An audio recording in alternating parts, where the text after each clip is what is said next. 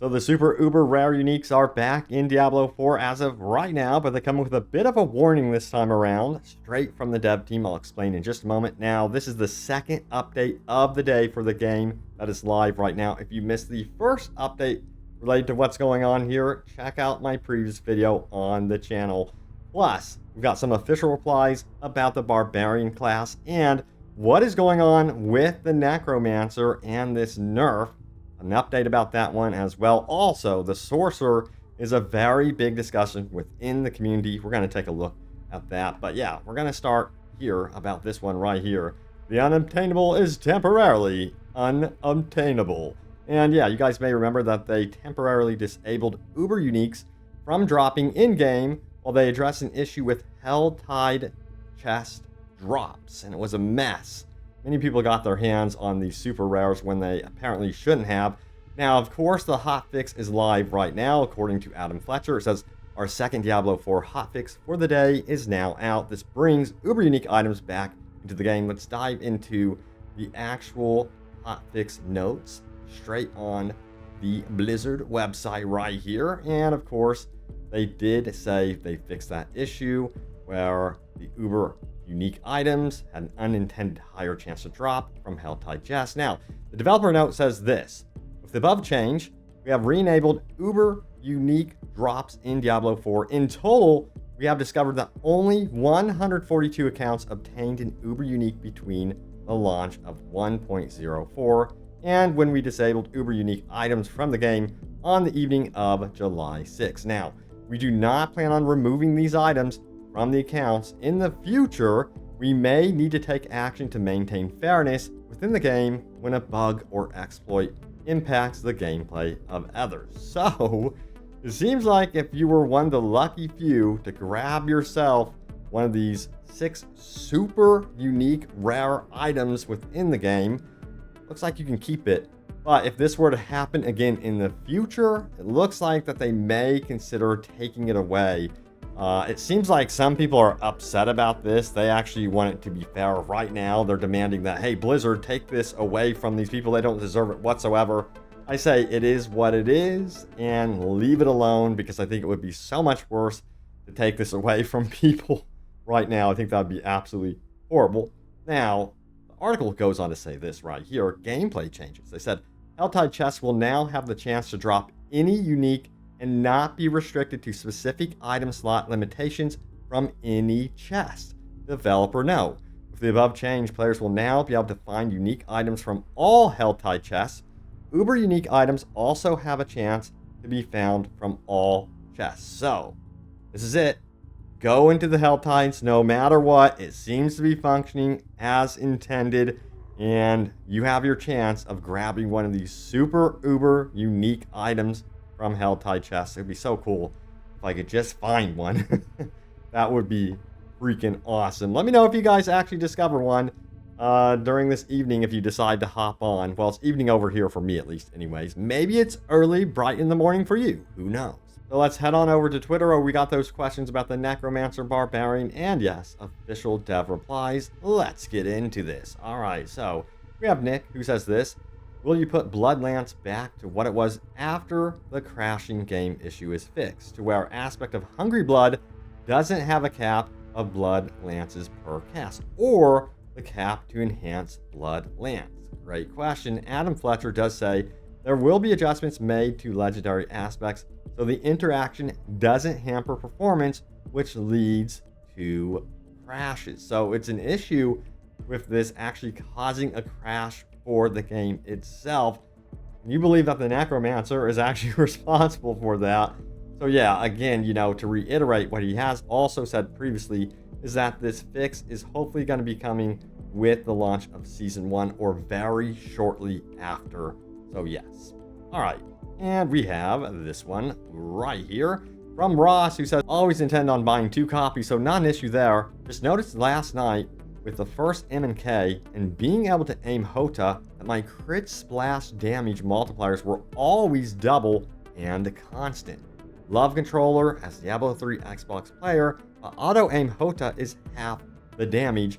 And the response from Adam Fletcher is it's something the team is still looking into. So if you're noticing oddities with the Barbarian, and in particular, Hota, it looks like they're going to be making adjustments to that and fixing some stuff there. So that is good news. I have noticed this, by the way.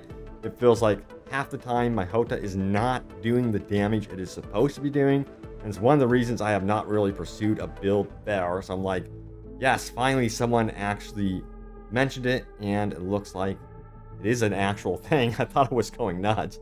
All right, so we have this one right here. Freddy says, so you guys can see the 142 accounts that gained one of these items, but you can't find the 1,000 players who completed hardcore first. So if you miss it, yes, that real life Lilith statue for hardcore players, the first 1,000 to get to level 100 were etched into that statue, but apparently some people did not make it in when they were supposed to, and he's basically bringing that up here. Now, Adam Fletcher goes on and he replies here saying the following. He says, that is being addressed per this. Most issues, if not all, were people didn't tweet correctly or put in proper B tags, so we will double check on their behalf. So while our search worked fine, we will check on the ones that may have slipped through. And the official response here, of course, is this one right here. Now, they said the Blessed Mother loves her hardcore children. Hell's forces are reviewing some of the forgotten souls whose achievements slipped through the cracks due to entry error, but still deserving celebrating. We will share an amended list with these additional heroes in the near future. So it looks like the list might be 1,005 people maybe. I don't know. So it's not going to be a perfect 1,000 individuals, and they might have to go in there and like etch in some new names on the statue, it seems. It really is no big deal. I feel like it was kind of blown out of proportion.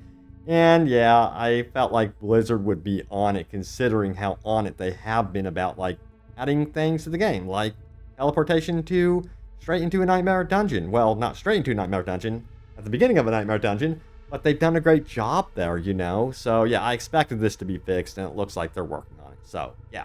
All right, what about the Sorcerer? We have this right here. It says, Sorcerer uniques are a disaster. This post brings up a lot of good points. It says, the Flame Scar. Useless because Incinerate is useless. And let me know if you guys agree with these, of course. And it says, while channeling Incinerate, you periodically shoot embers that are tracking to enemies, each dealing 692 through 944 damage. And then we have Staff of Endless Rage. Marginal. You lose a much better weapon enchant for extra fireballs. And yeah, he's bringing up some great points. And you can see that this list keeps going on and on and on, pointing out a lot of the flaws with the Sorcerer uniques. It says, Blizzard, get your act together. Sorcerer's broken on so many levels. It's unreal. And I'm curious to see what's going to happen, particularly with the pre-Season 1 patch, which will be releasing on July 18th. Now, this upcoming patch is going to be the biggest patch to date. It's also going to be including new balance changes, new adjustments to every single class. I'm quite curious to see if they also adjust things here that this guy is talking about with the Sorcerer, but hoping that things improve all around across the board with every single class. So should be very interesting when July 18th rolls around. Now, we do have an actual reply here. It says, a respect says this, Sorcerer issue is the following. Almost every aspect reads like this. Skill X does now Y, but its damage is reduced by X percentage. I have not played every class, got my Sorcerer to 90, and my Necro is 75 right now, but oh boy, if there's an aspect on the Necro that works similar to any aspect of the Sorcerer, I have not found it yet. They're all positives or even double positives. On the Sorcerer, however, you always pay a price, and that price is for the majority of the items just way too high. And yeah, it just seems like Sorcerer fans are pretty upset about this. By the way, it seems like a lot of you guys want to see an update to the male clothing options for the Sorcerer as well, to have more, I guess you would say, like masculine male outfits for the Sorcerer. Let me know if you guys agree with that. I've seen many posts on Reddit about that one. Let's get into your top comments from my most recent video, which was not too long ago. So check it out. It goes on to say this one right here. Diablo 4 just got some new sudden nerfs. Devs respond to backlash, reveal new patches, and more. Check it out if you missed it. But I'm going to scroll on down here. And yes, let's get into what Darth Haitian says. After level 80, we should never see sacred gear drop. I couldn't agree more. I'm getting so much pointless gear, even right now in World Tier 4. I feel like when you hit World Tier 4, you know, Ancestral should be the thing that's dropping a lot more often than it dropped. You know, it seems like you're still getting a lot of sacred stuff.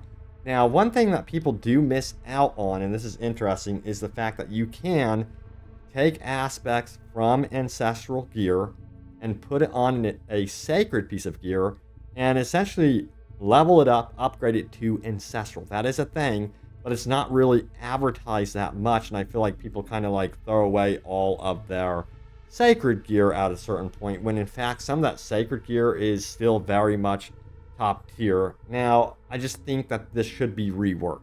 I really do think that it should be mostly just Ancestral gear that you are obtaining in World Tier 4 to alleviate some of that confusion that I believe is happening within the community.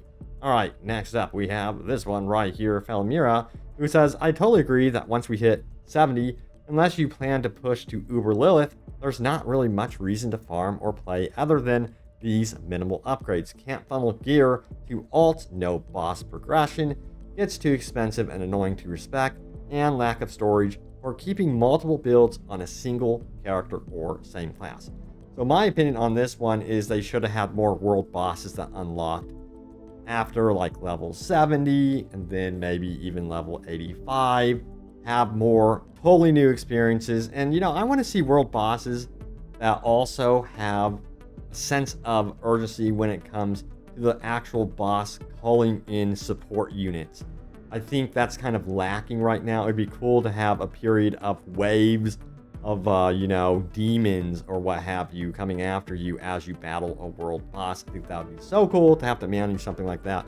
But I think they need variations of the world boss. They need a nightmare version of the world bosses. They can go all in with this sort of thing in the end game, and I think that's something that they need to tap into with the future of the end game. Not particularly for seasons, by the way. This should be a permanent mechanic beyond level 70, you know. Anyway, there it is. Thank you all so much for watching. Stay tuned here for more Diablo 4 news and updates. I have you guys covered, I promise. And I will see you all next time. Take care.